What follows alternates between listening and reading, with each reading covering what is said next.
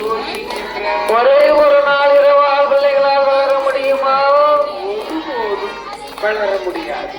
7 வருடத்தையும் ஒரே இரவாக போல கிழவன் என்று சாபத்தை கொடுத்தார்.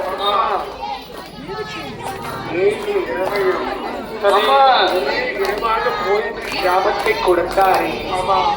யார் யார் பச்சை பறவைகளால் இறைந்திட முடியுமா? மனிதர்களால் உயிர் வாழ முடியுமா?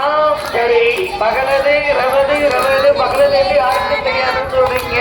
ஆமா ஐயா, ஆமா ஐயா.